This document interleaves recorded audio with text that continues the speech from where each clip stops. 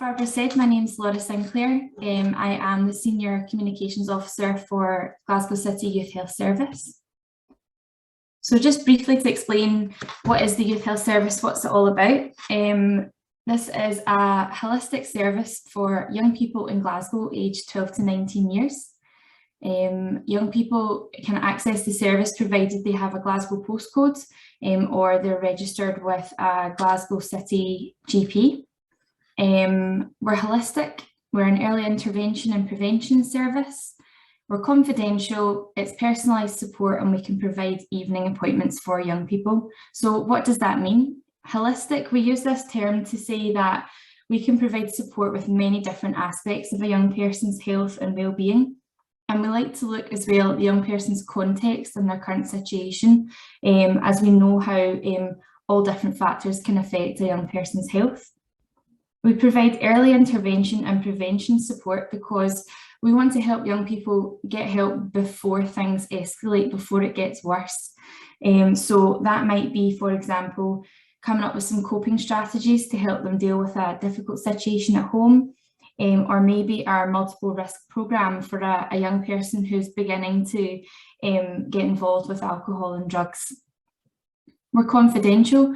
We will not disclose the content of any discussions we have with young people, whether that's counselling, our nurse appointments. The only situation in which we would break that confidentiality is if we felt that the young person or someone else was at risk of serious harm. We're personalised, so we put the young person at the centre, making sure we get them the support that they need, looking at whatever's going on for that young person and finding the right service for them if we don't provide it ourselves. And we offer evening appointments, and our service was created in consultation with young people, co-produced by young people. So a really common factor that kept coming up was when a young person needs to go to their GP or practice nurse, they've got to slip out of school to do that, and some young people find that quite embarrassing, or they don't like to miss school. So our appointments are in the evening. So what kind of support can a young person expect from the Youth Health Service? We like to think of these in terms of more clinical types of support and non-clinical or social types of support. We do offer mental health support, and I know we're focusing in on that today, but I will come on to that shortly. The Youth Health Service can offer so much more than just mental health support. We do support with a whole range of issues, and our holistic approach means that we wouldn't look at any of these issues in isolation. So in terms of our sexual health support that we can offer, we can do STI testing. Our nurses and GPs can offer advice on contraception, implant insertion and removal, pregnancy testing and advice. Healthy weight, we offer our Way to Go healthy weight programme, and that is for young people who are looking to lose or manage their weight, and that is offered by our Way to Go nurses and in partnership with Slimming World. So a young person would also get a Slimming World membership along with that. Risky behaviour, including drugs and alcohol, maybe gaming, gambling, antisocial behaviour.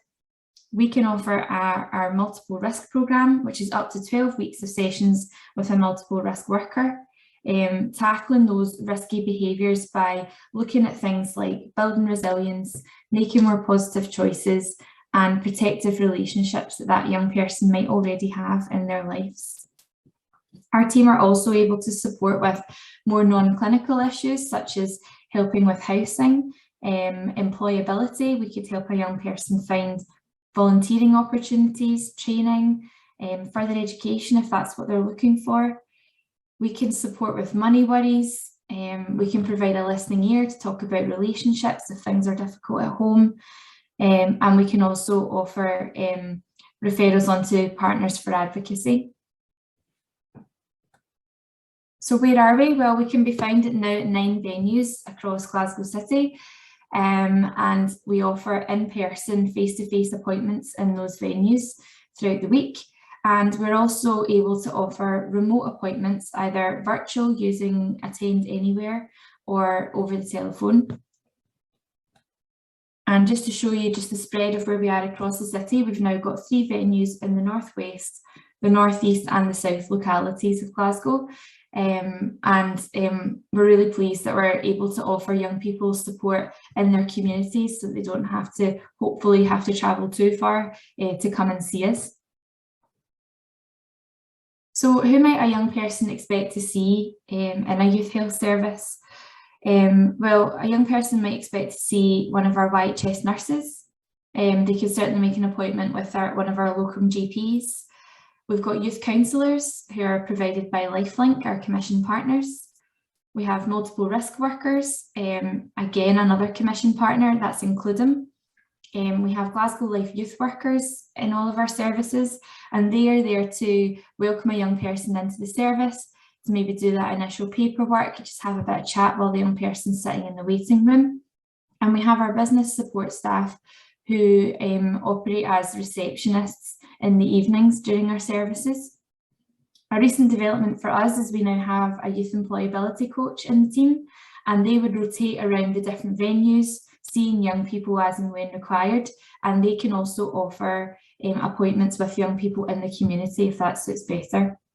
And there's also myself, Senior Communications Officer, so my role is engagement with young people and marketing and promoting the service. I should highlight that the Youth Health Service nurses are really the backbone of our service. So while they offer evening appointments for young people in the various health centres across the city, throughout the day our nurses are at our base at Gartnavel, and they offer what we refer to as wraparound support for all the young people who attend our service. So that could be things like liaising with social work, maybe contacting the young person's parent or carer to have a chat, speaking to their school if there's any issues at school, or indeed liaising with third sector partners, maybe such as yourselves, to try and find the right support for that particular young person. So focusing in on our mental health support, the Youth Health Service is a Tier 1 to 2 mental health support service. So that means we can provide support with mental health issues such as low mood, worry, stress, managing emotions, and that's where our service is positioned, meaning that more specialist services such as CAMHS can look after those with the more moderate and severe mental health issues.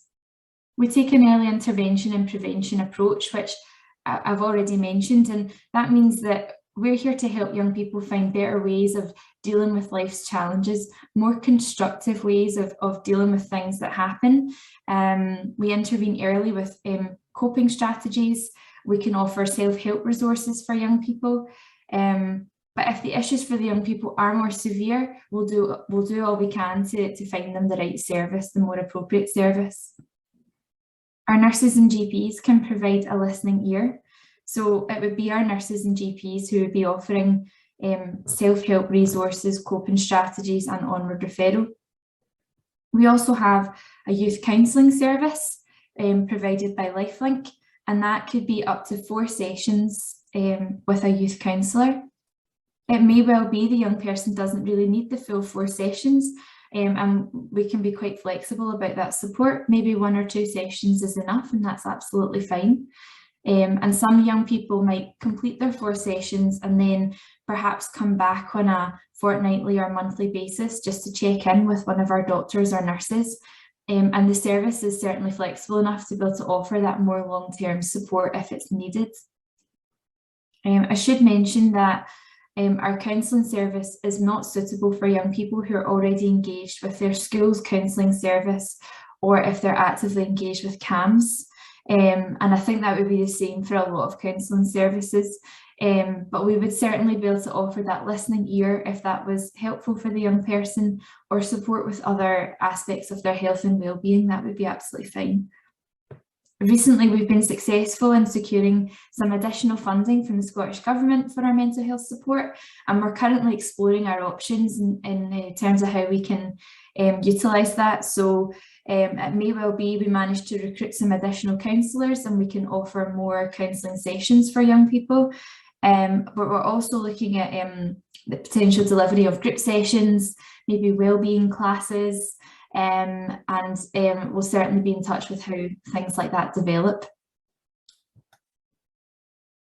So in terms of actually making a referral into the service, we've got an open referral policy. So a young person could refer themselves if they wanted. Parents, carers can refer, any youth orgs working with young people, third sector, social work GPs, etc. They can all refer. All we would ask is you discuss it with the young person first and you secure their consent and they're clear that the youth health service are going to contact them. And then you just phone our team on the phone number there on the screen, and we'll share these details after the session as well. Our team will take a few details from you and we will contact the young person as soon as we can. So thanks for your time this afternoon. I hope that's been helpful. Some contact details there for ourselves, and there's loads of information available on our website if you want to go to nhsjgc.scot/Glasgow City YHS, and we're also on Facebook. Now it's on to our